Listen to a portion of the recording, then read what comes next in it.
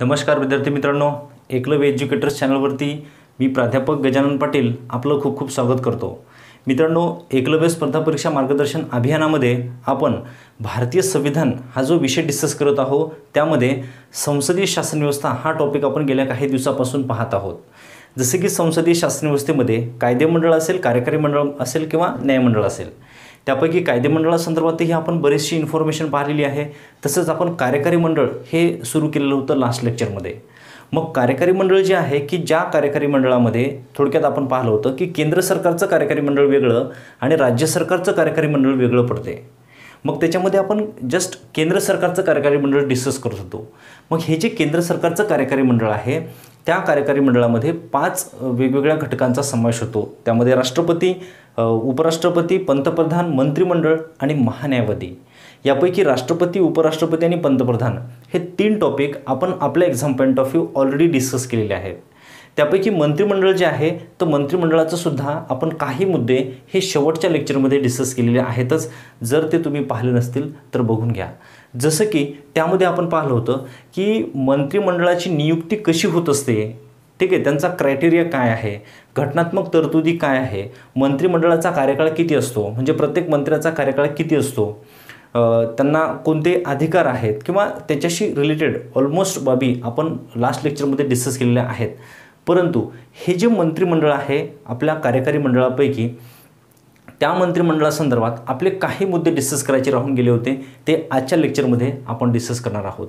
आता कोणते मुद्दे राहिलेले आहेत, तर जसं की हे जे मंत्रिमंडळ आहे त्या मंत्रिमंडळाचे प्रकार कोणते आहेत, ठीक आहे. साधारणतः 3 प्रकार पडतात. त्याला कॅबिनेट मंत्री म्हणतो आपण, किंवा राज्यमंत्री किंवा उपमंत्री, ठीक आहे. असे 3 प्रकार पडतात. आणि त्या व्यतिरिक्त या मंत्रिमंडळाला कोणते कार्य पार पाडावे लागतात, म्हणजे थोडक्यात त्यांना कोणते अधिकार प्राप्त होतात, त्यांना कोणते कार्य करावे लागतात, याच्याशी रिलेटेड आपण डिस्कस करायचं म्हणजे राहून गेलेलं आहे. तेच आपण आजच्या लेक्चरमध्ये डिस्कस करणार आहोत. मित्रांनो, मोस्ट इम्पॉर्टंट इन्फॉर्मेशन असेल. परीक्षेमध्ये मल्टी स्टेटमेंट क्वेश्चन या इन्फॉर्मेशनवरती विचारले जातात. म्हणून आजच्या लेक्चरमध्ये आपण मंत्रिमंडळाचे प्रकार आणि त्यांचे कार्य डिस्कस करणार आहोत. तर विद्यार्थी मित्रांनो, आपण सुरुवातीला मंत्रिमंडळाचे प्रकार आणि त्यानंतर त्या मंत्रिमंडळाला कोणती कार्य पार पाडावी लागतात ते कार्य, असे दोन्ही मुद्दे डिस्कस करणार आहोत. तत्पूर्वी लास्ट लेक्चरमध्ये मंत्रिमंडळासंदर्भात आपण जे काही इन्फॉर्मेशन केलं, एक थोडक्यात त्याला रिवाईज करू आपण. त्यामध्ये पाहिलं होतं आपण मित्रांनो की भारतीय संविधानातील कलम 74मध्ये असं सांगण्यात आलं की राष्ट्रपतींना जेवढेही कार्यकारी अधिकार प्राप्त होतात, ते सर्व अधिकार पार पाडत असताना राष्ट्रपतींना सल्ला देण्यासाठी पंतप्रधानांच्या नेतृत्वाखाली एक मंत्रिमंडळ असेल. बरोबर आहे. पंतप्रधानांच्या प्राईम मिनिस्टर, पंतप्रधानांच्या नेतृत्वाखाली एक मंत्रिमंडळ असेल असं 74मध्ये सांगितलेलं आहे. तर कलम 75मध्ये असं सांगितलं होतं की राष्ट्रपती एका व्यक्तीची नियुक्ती पंतप्रधानपदी करतील आणि त्यांच्या सल्ल्याने मंत्रिमंडळातील इतर सदस्यांची नियुक्ती करतील, ठीक आहे, असं सांगितलं होतं कलम 75मध्ये. म्हणजे कलम 75नुसार पंतप्रधान आणि मंत्रिमंडळ यांची नियुक्ती केली जाते, परंतु पंतप्रधान आणि मंत्रिमंडळ असेल हे कशामध्ये सांगितलं, कलम 74मध्ये. आता मला सांगा मित्रांनो की पंतप्रधानपदी किंवा मंत्रिमंडळ जे आहे ते जे पदं आहेत, तर ते कोणत्या व्यक्तीला दिले जाऊ शकतात, कोणत्याही व्यक्तीची नियुक्ती पंतप्रधानपदी केली जाऊ शकते. तर आपण पाहिलेलं आहे की आपल्या संसदेमध्ये जे लोकसभा आणि राज्यसभा ही जी 2 सभागृह आहेत, त्यापैकी लोकसभेमध्ये ज्या व्यक्तीला पाठिंबा मिळतो किंवा ज्या व्यक्तीला बहुमत प्राप्त होते, ज्या पक्षाला बहुमत प्राप्त होते, त्या बहुमत प्राप्त पक्षाच्या नेत्याला पंतप्रधानपदी नियुक्त केलं जाते. आणि एकदा का त्या व्यक्तीला पंतप्रधानपदी नियुक्त केलं की तो पंतप्रधान ठरवतो आपल्या मंत्रिमंडळामध्ये कोण असावं. आणि मग ती यादी किंवा त्या लोकांची नावं ते काय करतात, राष्ट्रपतींना सुचवतात आणि मग राष्ट्रपती त्या व्यक्तींना मंत्रिमंडळामध्ये नियुक्त करत असतात, ठीक आहे. मंत्रिमंडळ स्थापन करण्यासाठी बहुमत कोणत्या सभागृहामध्ये असणं आवश्यक आहे, तर ते लोकसभेमध्ये. एक्झॅक्टली.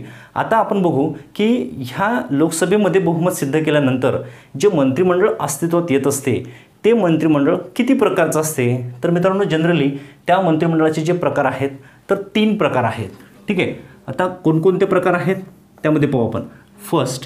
फर्स्ट प्रकार आहे की ज्याला म्हणू आपण कॅबिनेट मंत्री, ठीक आहे, कॅबिनेट मंत्री. त्यानंतर सेकंड जे आहे त्याला म्हणू आपण राज्यमंत्री. बरोबर आहे, राज्यमंत्री सेकंड. आणि तिसरा जो प्रकार आहे त्याला म्हणून आपण उपमंत्री. ठीक आहे, डेप्युटी मिनिस्टर्स आणि इथे राज्यमंत्री. ठीक आहे, राज्यमंत्री आणि कॅबिनेट मंत्री असे हे जे 3 प्रकार आहेत, तर हे 3 प्रकार या संदर्भात आपण डिस्कस करू. आता बघा मित्रांनो, कॅबिनेट मंत्री. आता कॅबिनेट मंत्री म्हणजे नेमके कोणते मंत्री असतात? थोडक्यात कॅबिनेट मंत्री म्हणजे असं आपण म्हणू, एक मुद्दा आणखीन क्लिअर करतो मी, की हे जे मंत्रिमंडळ आहे तर मंत्रिमंडळामध्ये साधारणतः किती सदस्य असतात?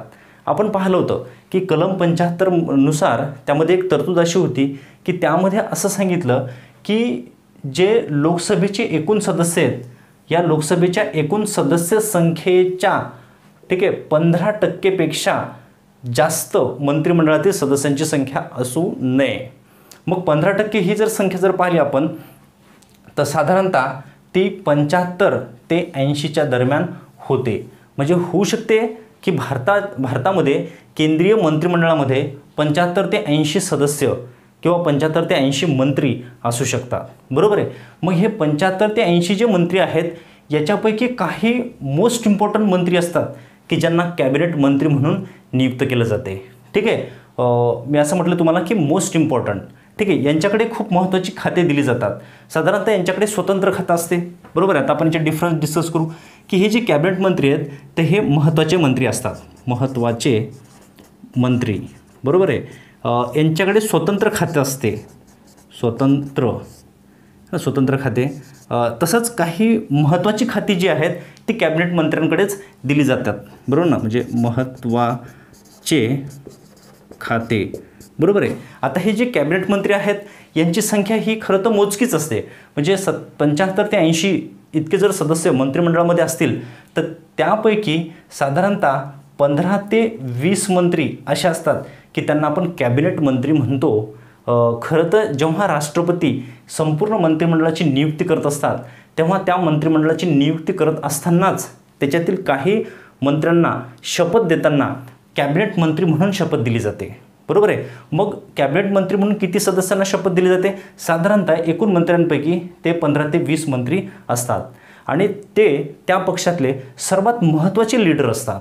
ठीक आहे, महत्त्वाचे मंत्री. आणि या प्रत्येक मंत्र्याकडे स्वतंत्र मंत्रालय असते. ठीक आहे, आणि जे आपल्या देशातले महत्त्वाचे मंत्रालय आहेत, महत्त्वाचे जे खाते आहेत ते सर्व खाते या कॅबिनेट मंत्र्यांकडे दिले जातात. आता महत्त्वाचे खाते कोणते म्हणता येईल आपल्याला? जसं की वित्त मंत्रालय आहे, संरक्षण मंत्रालय आहे, विदेश मंत्रालय आहे. ठीक आहे, परराष्ट्र संबंध वगैरे त्याच्याशी रिलेटेड, कृषी मंत्रालय, रेल्वे मंत्रालय. ठीक आहे, ही अशी जी महत्त्वाची मंत्रालय जी आहेत तर ती मंत्रालय, ते खाते कॅबिनेट मंत्र्याकडे दिली जातात. ठीक आहे. त्याच्यानंतर आहे राज्यमंत्री. आता राज्यमंत्र्यामध्ये खरं तर विद्यार्थी मित्रांनो 2 प्रकार पडत असतात. ठीक आहे, एक प्रकार की ज्याला म्हणू आपण स्वतंत्र प्रभार. ठीक आहे, स्वतंत्र प्रभार असलेले मंत्री आणि सहाय्यक असलेले मंत्री. आता थोडक्यात होते काय, तर राज्यमंत्र्याची जी रँक आहे ही कॅबिनेट मंत्र्याच्या खालची असते. बरोबर आहे. मग आता राज्यमंत्र्याची रँक कॅबिनेट मंत्र्यांच्या खाली आहे, परंतु तरीसुद्धा हे जे राज्यमंत्री आहेत तो होऊ शकते यांच्याकडे काही वेळेस स्वतंत्र मंत्रालय असू शकते. ठीक आहे, म्हणजे आपलं जे वेगवेगळे मंत्रालय आहेत तर त्यापैकी पॉसिबिलिटी आहे की राज्यमंत्र्याकडे स्वतंत्र मंत्रालय दिलं जाऊ शकते. जर समजा त्यांना स्वतंत्र मंत्रालय दिलं असेल तर त्यांना या कॅटेगरीमध्ये समाविष्ट केलं जाते, स्वतंत्र प्रभार असणारे राज्यमंत्री. तर असंही होऊ शकते की काही राज्यमंत्री हे सहाय्यक असू शकतात. कोणाचे? तर कॅबिनेट मंत्र्याचे. बरोबर आहे. समजा वित्त मंत्रालय आहे, मग जे कोणी वित्तमंत्री असतील त्या वित्तमंत्र्यांना सहाय्य करण्यासाठी राज्यमंत्री नियुक्त केला जाऊ शकतो. ठीक आहे, म्हणजे होते का इथं की राज्यमंत्री हे असे मंत्री असतात की त्यांच्याकडे स्वतंत्र मंत्रालय असू शकते, तसंच ते सहाय्यकही असू शकतात. दोन्हीही पॉसिबिलिटी आहे. परंतु कॅबिनेट मंत्री मात्र कधीच सहाय्यक नसतात. तर कॅबिनेट मंत्री त्यांच्याकडे कायमच स्वतंत्र मंत्रालय दिलं जाते, कारण की ते मोस्ट इम्पॉर्टंट मंत्री असतात.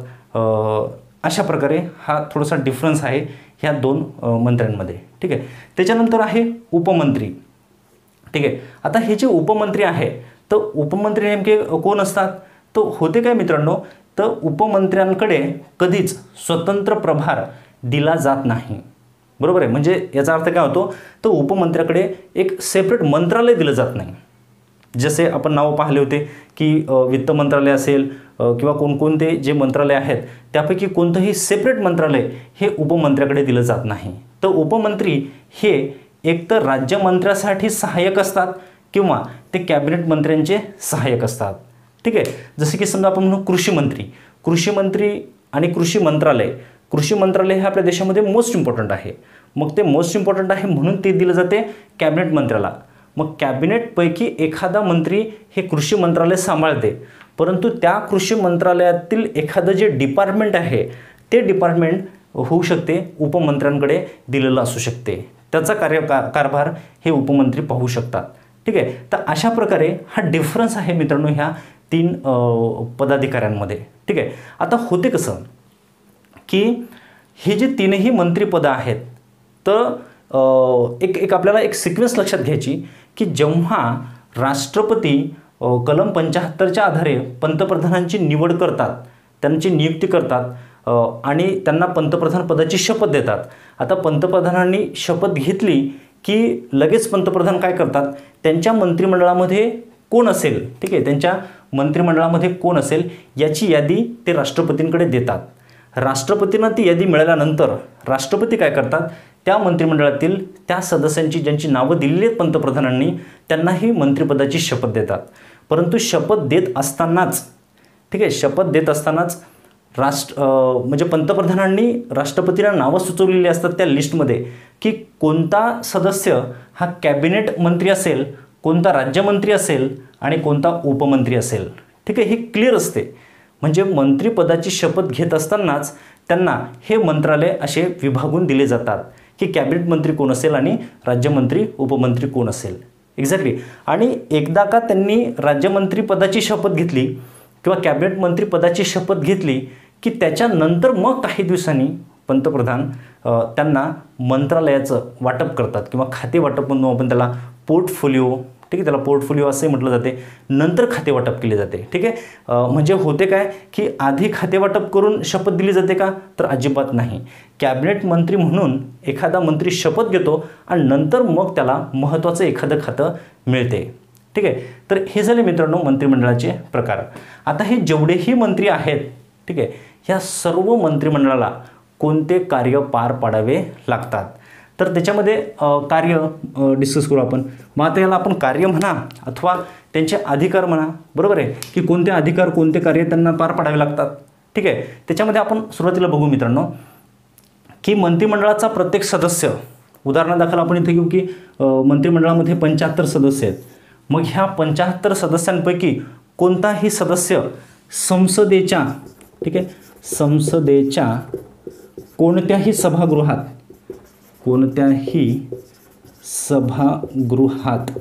हजर राहू शकतो आणि भाषण देऊ शकतो. ठीक आहे.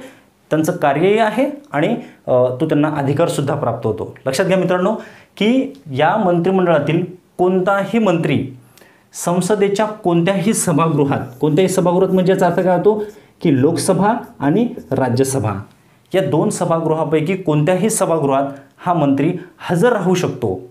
लक्षात घ्या मित्रांनो, होते काय की जर एखादा सदस्य म्हणजे संसदेचा सदस्य म्हणजे जर एखादा सदस्य लोकसभेचा सदस्य असेल आणि तो मंत्रिमंडळामध्ये नसेल तर अशा सदस्याला राज्यसभेमध्ये जाता येत नाही. जर तो व्यक्ती राज्यसभेमध्ये गेला तर त्याच्यावरती कारवाई केली जाते, दंड आकारला जातो. ठीक आहे ना. म्हणून इथे मुद्दा असा आहे की लोकसभेचा सदस्य राज्यसभेत जाऊ शकत नाही, राज्यसभेचा सदस्य लोकसभेत जाऊ शकत नाही. परंतु लोकसभेचा सदस्य जर मंत्रिमंडळाचा सदस्य असेल तर तो राज्यसभेत सहज जाऊ शकतो किंवा राज्यसभेचा सदस्य जर मंत्रिमंडळात असेल तर तो लोकसभेत जाऊ शकतो. ठीक आहे. सभागृहात जाऊ शकतो, तिथे हजर राहू शकतो, जे अधिवेशन आहे त्या अधिवेशनामध्ये सहभागी होऊ शकतो आणि त्या अधिवेशनात आपलं मत व्यक्त करू शकतो, भाषण करू शकतो. बरोबर आहे. फरक एवढाच आहे की जर तो लोकसभेचा सदस्य असेल आणि तो चर्चा करण्यासाठी राज्यसभेत जर हजर झाला असेल तिथे चर्चा केली, भाषण केलं, परंतु जेव्हा एखाद्या मुद्द्यावर मतदान करायचं असेल तेव्हा मात्र तो मतदान करू शकत नाही. ठीक आहे, कारण की तो सदस्य लोकसभेचा आहे, लोकसभेचा सदस्य मंत्रिमंडळात आहे, परंतु चर्चेसाठी राज्यसभेत गेला, राज्यसभेत चर्चा केली, भाषण केलं, मुद्दा जेव्हा समोर मतदानासाठी मांडला जातो तेव्हा मात्र तो राज्यसभेत मतदान करू शकत नाही. जेव्हा तोच मुद्दा किंवा तेच विधेयक जर लोकसभेत मांडलं तर लोकसभेत मात्र मग तो काय करू शकतो, मतदान करू शकतो. राज्यसभेत मतदान करू शकणार नाही. तसंच राज्यसभेचा सदस्य लोकसभेमध्ये मतदान करू शकणार नाही. ठीक आहे, हे झालं पहिलं कार्य आणि अधिकार. पुढचं आहे धोरण ठरविणे. ठीक आहे, धोरण किंवा निर्णय घेणे. एक्झॅक्टली अशा प्रकारचं हे एक मोस्ट इम्पॉर्टंट कार्य आहे. लक्षात घ्या मित्रांनो, आपण धोरण, निर्णय आणि अंमलबजावणी याला एकत्रितच बघू. अंमलबजावणी. ठीक आहे, लक्षात घ्या, धोरणं ठरवणे. आता आपल्या देशाचा विकास करत असताना धोरण निर्मितीचं काम हे मंत्रिमंडळाचं आहे, बरोबर आहे. परंतु हे जे धोरणं ठरवली जातात, हे धोरणं ठरवत असताना याच्यामध्ये मोस्ट इम्पॉर्टंट रोल प्ले केला जातो कॅबिनेट मंत्र्यांच्या माध्यमातून. ठीक आहे, की हे कॅबिनेट मंत्री काय करतात, धोरण ठरवतात आणि मग ते मंत्रिमंडळामध्ये मांडतात, मंत्रिमंडळामध्ये चर्चा होते, अंतिमतः ते पास होते आणि मग ते धोरण जाहीर केलं जाते. आता धोरण कोणतंही असेल, जसं की आपण ह्या कोरोना सदृश्य परिस्थितीमध्ये पाहिलं की भारत सरकारने आत्मनिर्भर भारत हे धोरण आणलं आणि आत्मनिर्भर भारत या धोरणाच्या माध्यमातून जवळजवळ 20 लाख कोटी खर्च करण्याचा एक उद्दिष्ट गव्हर्नमेंटने ठेवलं आणि वेगवेगळ्या क्षेत्रासाठी वेगवेगळ्या माध्यमातून मदत केलेली आहे. मग ते जे धोरण आलं, ते धोरण येत असताना त्या धोरणाची निर्मिती सुरुवातीला कॅबिनेट मंत्र्यामध्ये होत असते, बरोबर आहे. हे मोस्ट इम्पॉर्टंट मंत्रालय आहे. ठीक आहे, आणि कॅबिनेट मंत्रालयामध्ये ते धोरण निर्माण होऊन मग मंत्रिमंडळामध्ये ते धोरण मांडलं जाते आणि मंत्रिमंडळाने त्याला संमती देणे म्हणजे थोडक्यात धोरण निश्चित करणे. धोरण निश्चित करणे, कोणताही निर्णय घेणे, ठीक आहे, कोणतेही डिसिजन असेल त्या डिसिजनवरती चर्चा केली जाते मंत्रिमंडळामध्ये आणि अंतिमतः ते पास केला जातो. अशा प्रकारचा निर्णय घेणे आणि अंमलबजावणी करणे. आता अंमलबजावणी कशाची, तर जे धोरणं असतील, जे निर्णय असेल, या धोरणांचा आणि निर्णयांची अंमलबजावणी करण्याचं काम हे मंत्रिमंडळाचं असते. तसंच संसदेमध्ये जे कायदे केले जातात, ठीक आहे, ते कायदे मंत्रिमंडळालाच अंमलबजावणीत आणावे लागतात. मित्रांनो, पुन्हा सांगतो, लक्षात घ्या, जेवढेही कायदे संसदेत पास केले जातात, राज्यसभा, लोकसभा दोन्ही सभागृहांनी संमत केलं, राष्ट्रपतींनी त्याला संमती दिली, विधेयकाचं रूपांतर कायद्यात झालं, परंतु तो कायदा मंत्रिमंडळाशिवाय अंमलबजावणीत येऊ शकत नाही. जेव्हा संसदेत कायदा पास होतो तेव्हा तो कार्यकारी मंडळाकडे म्हणजे मंत्रिमंडळाकडे जातो आणि मग मंत्रिमंडळ काय करते, तर त्याला GRच्या माध्यमातून देशामध्ये अंमलबजावणीत आणते. ठीक आहे ना. त्यामुळे कायदे, निर्णय, धोरण यांची अंमलबजावणी करण्याचं काम हे मंत्रिमंडळाचं आहे. पुढचं एक महत्त्वाचं कार्य आहे, लक्षात घ्या मित्रांनो, कायदे निर्मिती. ठीक आहे. आता कायदे निर्माण करण्याचं कामसुद्धा मंत्रिमंडळ पार पाडत असते. पण लक्षात घ्या, कायदे निर्मितीमध्ये फक्त मंत्रिमंडळ सहभागी असते का, तर अजिबात नाही. खरं तर कायदे निर्मितीचं काम कोणाचं आहे, तर ते काम आहे संसद. ठीक आहे, संसदेचं काम आहे. संसदेमध्ये लोकसभा, राज्यसभा आणि प्रेसिडेंट, ठीक आहे, प्रेसिडेंट ह्या तिघांचा समावेश होतो. म्हणजे जर एखादा कायदा करायचा असेल तर त्या कायद्यासंदर्भातलं विधेयक आपल्याला संसदेत मांडावं लागते आणि संसदेत विधेयक मांडावं लागते म्हणजे कुठे, लोकसभा किंवा राज्यसभा. राज्यसभेत जर विधेयक मांडलं तर ते तिथे पास करून लोकसभेत पास करावं लागते. मग प्रेसिडेंट, ठीक आहे, राष्ट्रपतींची संमती घ्यावी लागते. जेव्हा ह्या तिन्ही घटकांनी संमती दिली तेव्हा त्या विधेयकाचं रूपांतर कायद्यात होते. परंतु मित्रांनो, लक्षात घ्या, ते जे विधेयक आहे, ठीक आहे, ते विधेयक संसदेत मांडण्याची जबाबदारी ही मंत्रिमंडळाची असते. आता इथे मी असं अजिबात म्हणत नाही की संसदेमध्ये विधेयक हे मंत्रिमंडळच मांडू शकते, असं अजिबात नाही. आपण कायदे निर्मितीची प्रक्रिया पाहिली आहे. ठीक आहे, मंत्रिमंडळाचा सदस्य विधेयक मांडू शकतो, तसंच खाजगी सदस्य म्हणजे मंत्रिमंडळाव्यतिरिक्त सदस्यसुद्धा संसदेमध्ये विधेयक मांडू शकतो. परंतु शक्यतो जास्तीत जास्त विधेयक हे मंत्रिमंडळाच्या माध्यमातून सादर केली जातात आणि ते विधेयक पास होण्याची शक्यता ही सर्वात जास्त असते, कारण की ते सरकारचं धोरण आहे. मंत्रिमंडळ म्हणजे थोडक्यात सरकार आहे, बरोबर आहे. म्हणून मग कोणताही कायदा निर्माण करत असताना त्या कायद्याचा जो मूळ ड्राफ्ट आहे, मसुदा आहे, तो मंत्रिमंडळ आधी निर्माण करतात आणि मग त्या मंत्रिमंडळातील एखादा मंत्री काय करतो तर ते विधेयक म्हणून संसदेमध्ये सादर केला जातो आणि मग चर्चा करून ते विधेयक पास केलं जाते.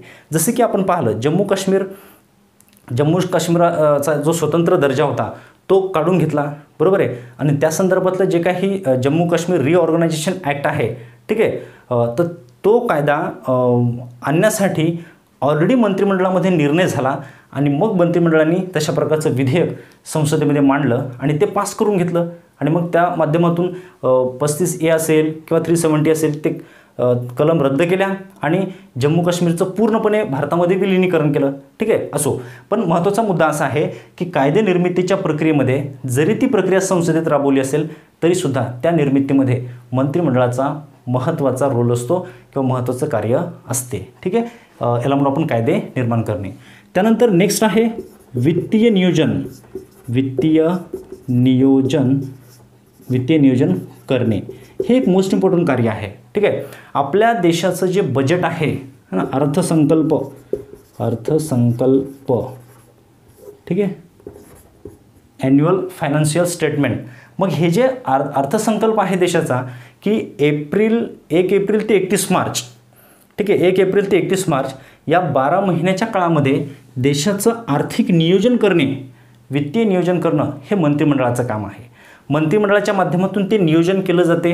वित्तमंत्री त्याच्यामध्ये मोस्ट इम्पॉर्टंट असतात, ठीक आहे. तसं तर सर्वच मंत्रालय त्याच्यामध्ये महत्त्वाचे आहेतच, परंतु सर्व मंत्रालयाकडून ज्या मागण्या येतात त्याच्या आधारे वित्त मंत्रालय काय करते तर एक आपलं नियोजन बनवते, अर्थसंकल्प तयार करते, ठीक आहे. आणि ते अर्थसंकल्प मग संसदेमध्ये सादर केला जातो आणि त्यावरती मग पुढे चर्चा होते. परंतु तो जो अर्थसंकल्प आहे, ते जे वित्तीय नियोजन आहे, ते वित्तीय नियोजन करण्याचं कार्य हे महत्त्वाचं कार्य मंत्रिमंडळाच्या माध्यमातून पार पाडलं जाते, ठीक आहे. किंवा आपण असं म्हणू पुढे एक आहे देशाचा संचित निधी, ठीक आहे, संचित निधी आहे किंवा अकस्मात निधी, ठीक आहे, अकस्मात निधी. तर ही जी निधी आहेत, ठीक आहे, आता संचित निधी आणि अकस्मात निधी हा जो निधी खर्च केला जातो तो निधी कशा प्रकारे खर्च करायचा, कोणत्या कार्यावर खर्च करायचा, हे सर्व ठरवण्याचं कार्य हे मंत्रिमंडळाच्या माध्यमातून केलं जाते. आता संचित निधीतून जेव्हा पैसा खर्च केला जातो साहजिक आहे त्याच्यावरती चर्चा होते, मतदान होते, खर्च कुठे करायचा हे मंत्रिमंडळाच्या माध्यमातून ऑलरेडी ठरवलेलं जाते, ठीक आहे. पण या संदर्भात डिसिजन घेणं हे काम आहे मंत्रिमंडळाचं. आणि अकस्मात निधी जो आहे इथे तर चर्चा करण्याची गरजही नाही, बरोबर आहे. अकस्मात एखादा प्रसंग निर्माण झाला, ठीक आहे, एखाद्या वेळेस काही नैसर्गिक आपत्ती आली आणि त्या आपत्तीवर मात करण्यासाठी गव्हर्नमेंटच्या माध्यमातून जो खर्च केला जातो तो खर्च करण्यासाठी कोणत्याही प्रकारचं मतदान करण्याची आवश्यकता नाही. गव्हर्नमेंट काय करू शकते, गव्हर्नमेंट म्हणजे कोण, मंत्रिमंडळ, या अकस्मात निधीतून तो पैसा खर्च करू शकते, ठीक आहे. तर अशा प्रकारे जे कार्य आहेत तर ते कार्य पार पाडावे लागतात, ठीक आहे. त्याच्या व्यतिरिक्त आपण पाहू शकतो प्रशासकीय नियुक्त्या, ठीक आहे, प्रशासकीय नियुक्त्या करणे हे एक मंत्रिमंडळाचं मोस्ट इम्पॉर्टंट फंक्शन आहे, ठीक आहे. जसं की आपण पाहू शकतो भारतामध्ये अशी महत्त्वाची जी प्रशासकीय पदे असतात, जसं की समजा आपण असं म्हणू शकतो की सेंट्रल इलेक्शन कमिशन आहे, केंद्रीय निवडणूक आयोग, मग केंद्रीय निवडणूक आयोगाचे आयुक्त असतील, ठीक आहे. त्याच्यानंतर मग राज्य निवडणूक आयोग आहे, ठीक आहे, लोकसेवा आयोग आहे, आपल्या देशाचा कॅग आहे. असे वेगवेगळी जी पदं आहेत तर ते पदाधिकारी जे आहेत तर त्या पदाधिकाऱ्यांची नियुक्ती करणे या संदर्भात डिसिजन घेणं हे मंत्रिमंडळाचं कार्य आहे.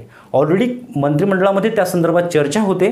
मंत्रिमंडळ एखादं नाव फिक्स करतात आणि मग त्या नावाची शिफारस पंतप्रधानांच्या माध्यमातून राष्ट्रपतींना केली जाते आणि मग राष्ट्रपती काय करतात, त्या व्यक्तीची अपॉइंटमेंट, त्यांची नियुक्ती त्या पदावर करत असतात.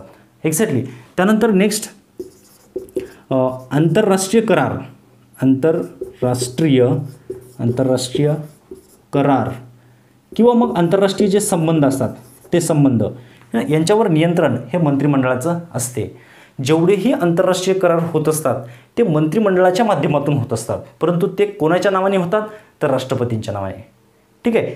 इथे एकही आंतरराष्ट्रीय करार पंतप्रधान किंवा मंत्रिमंडळाच्या नावाने होत नाहीत, कारण की देशाचा प्रमुख हे राष्ट्रपती आहेत. म्हणून मग आपल्या देशाचा इतर देशाशी जे रिलेशन आहे, जो संबंध आहे, तो संबंध कशा प्रकारचा असावा याचं डिसिजन मंत्रिमंडळ घेते. परंतु जेव्हा करार होत असतो तेव्हा तो करार राष्ट्रपतींच्या नावे होत असतो. ठीक आहे. परंतु राष्ट्रपती मात्र स्वतः ते करार करू शकत नाहीत.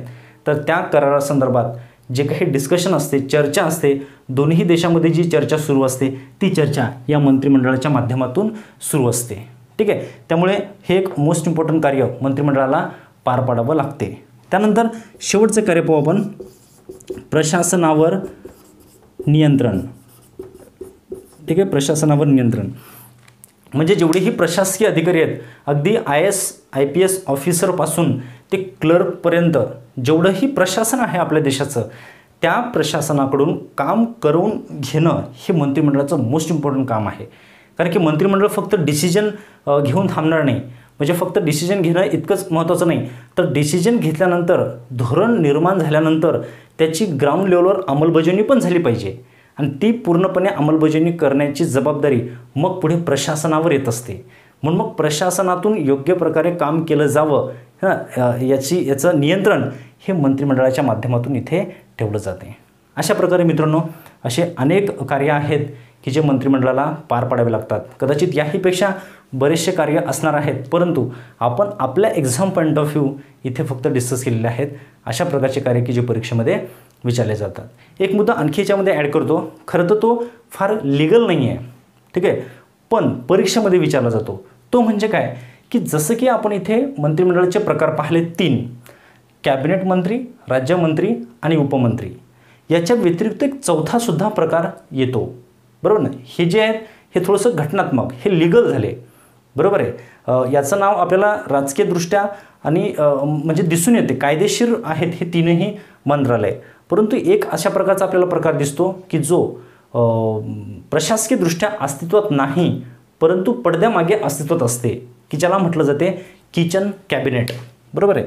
लक्षात घ्या मित्रांनो, किचन कॅबिनेट.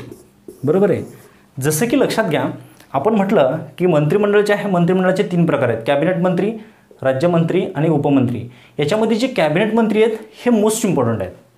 बरोबर आहे. आणि 75-80 मंत्र्यांपैकी केवळ 15 ते 20च सदस्य असे असतात की त्यांना आपण कॅबिनेट मंत्र्यामध्ये घेत असतो. सर्वात पॉवरफुल जर आज आपण पाहिलं की BJPची सत्ता आहे, मग BJPमध्ये जे मोस्ट इम्पॉर्टंट नेते आहेत ते आज आपल्याला कॅबिनेट मंत्री असल्याचे पाहायला मिळतात. बरोबर आहे.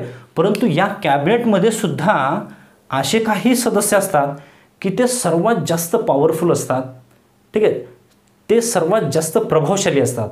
म्हणजे त्यांनी जर एखादा डिसिजन जर घेतलं तर ते डिसिजन कॅबिनेट मंत्र्यामध्ये संमत होतेच. आणि मग ते डिसिजन इकडे मंत्रिमंडळामध्ये मांडलं तर कोणताच मंत्री त्याला अपोज करू शकत नाही. म्हणजे देशाच्या निर्णय प्रक्रियेमध्ये मोजकेच हे कॅबिनेट मंत्री महत्त्वाचे आहेत. आणि त्याच्याहीमध्ये आणखीन काही असे असतात की आणखीन काही असे मोजके 3 ते 4च की त्यांचं डिसिजन मेकिंगमध्ये खूप जास्त प्रभाव असतो. मग ते नरेंद्र मोदी असतील, अमित शहा असतील, राजनाथ सिंग असतील, नितीन गडकरी असतील. ठीक आहे. असे कोणीही तर ते जे या कॅबिनेट मंत्र्यांपैकी किंवा कॅबिनेट मंत्र्यांमधून जे सर्वात महत्त्वाचे मंत्री असतात त्यांना म्हणतो आपण किचन कॅबिनेट. परंतु ही कोणत्याही प्रशासकीय संकल्पनेमध्ये येत नाही. परंतु एक्झाममध्ये आपल्याला विचारलं जाते की किचन कॅबिनेटमध्ये पुढीलपैकी कोणत्या मंत्र्यांचा समावेश असतो. ठीक आहे. किंवा त्याच्याशी रिलेटेड कधी आपल्याला मल्टी स्टेटमेंट क्वेश्चन विचारला जातो. तर मित्रांनो होते काय, तर किचन कॅबिनेटमध्ये कॅबिनेट मंत्र्यांपैकी काही मोजकेच महत्त्वाचे मंत्री असतात. तसंच होऊ शकते की हे जेवढंही मंत्रिमंडळ आहे 75 सदस्यांचं, या मंत्रिमंडळाच्या बाहेरचा जरी एखादा सदस्य असेल तर तो सुद्धा किचन कॅबिनेटमध्ये असू शकतो. किचन कॅबिनेटमध्ये केवळ मंत्रिमंडळातला सदस्य असला पाहिजे असं अजिबात नाही. ठीक आहे. जसे की आपण पाहू लास्ट टाईम मनमोहन सिंग सरकार होतं. एक्झॅक्टली मनमोहन सिंग सरकारमध्ये पंतप्रधान होते मनमोहन सिंग आणि मनमोहन सिंग यांच्या नेतृत्वाखाली हे मंत्रिमंडळ होतं. ठीक आहे. परंतु डिसिजन घेत असताना त्या पक्षाच्या ज्या अध्यक्षा होत्या सोनिया गांधी, त्यांचाही खूप जास्त प्रभाव त्या डिसिजन मेकिंगमध्ये होताच. आता सोनिया गांधी ह्या काही मंत्रिमंडळामध्ये नव्हत्या तरीसुद्धा त्यांनी सांगितलेले बरेचसे डिसिजन हे मंत्रिमंडळाच्या माध्यमातून घेतले जायचे. ठीक आहे, खरं पाहता डिसिजन हे मंत्रिमंडळानेच घेतले पाहिजे, परंतु तरीसुद्धा त्यांच्या त्या डिसिजनवर मंत्रिमंडळाच्या बाहेरच्या व्यक्तीचा प्रभाव आहे. मग जर बाहेरच्या व्यक्तीचा प्रभाव असेल तर आपण समजू शकतो की तो व्यक्ती त्या राजकीयदृष्ट्या म्हणजे किती प्रभावशाली आहे. मग त्याचासुद्धा समावेश या किचन कॅबिनेटमध्ये केला जातो. तर अशा प्रकारची मित्रांनो ही एक किचन कॅबिनेट नावाची एक संकल्पना आहे, एक प्रकार म्हणून आपण तिथे डिस्कस केलं. परंतु मुख्य जर प्रकार विचारले इथे की मंत्रिमंडळाचे प्रकार किती आणि कोणते, तर आपल्याला हे 3च प्रकार सांगायचे. बरोबर आहे, चौथा प्रकार आपल्याला सांगायचा नाही. स्पेशली विचारतात किचन कॅबिनेट संदर्भात योग्य विधाने ओळखा आणि मग तिथे दिले जाते की किचन कॅबिनेटमध्ये केवळ कॅबिनेट मंत्र्यातील किंवा केवळ म्हणजे किचन कॅबिनेटमध्ये केवळ कॅबिनेट मंत्रीच असतात. विधान अ. विधान ब, त्यामध्ये असं म्हटलं जाईल की मंत्रिमंडळाच्या बाहेरचा व्यक्ती किचन कॅबिनेटचा सदस्य असू शकत नाही. ठीक आहे, तर दोन्ही विधाने चूक. किचन कॅबिनेटमध्ये केवळ कॅबिनेट मंत्रीच असतात का, तर नाही, म्हणून पहिलं स्टेटमेंट चूक. आणि किचन कॅबिनेटमध्ये मंत्रिमंडळाच्या बाहेरचा व्यक्ती असू शकत नाही असं आहे का, तर नाही, ते चूक. असू शकतो, बाहेरचाही व्यक्ती त्याच्यामध्ये सहज असू शकतो. महत्त्वाचा मुद्दा आहे की निर्णय प्रक्रियेमध्ये तो प्रभावशाली असला पाहिजे. तर हे झालं मित्रांनो मंत्रिमंडळाचे प्रकार आणि मंत्रिमंडळाचं कार्य. ठीक आहे, अपेक्षा आहे की तुम्हाला लेक्चर पूर्णपणे समजलं असेल. नोट्स काढून घ्या आणि जर काही समजलं नसेल तर कमेंट सेक्शनमध्ये कळवा मला. आणि जर समजलं असेल आणि अजूनही तुम्ही जर आपलं चॅनल सबस्क्राईब केलं नसेल तर चॅनल सबस्क्राईब करा, बेल आयकॉन क्लिक करा, म्हणजे तुम्हाला दररोज जे व्हिडिओ येतात त्याचं नोटिफिकेशन येत राहील. शुभेच्छा आहेत मित्रांनो तुम्हाला कायमच तुमच्या येणाऱ्या परीक्षेसाठी. भेटूया पुढच्या लेक्चरमध्ये. जय हिंद, जय भारत.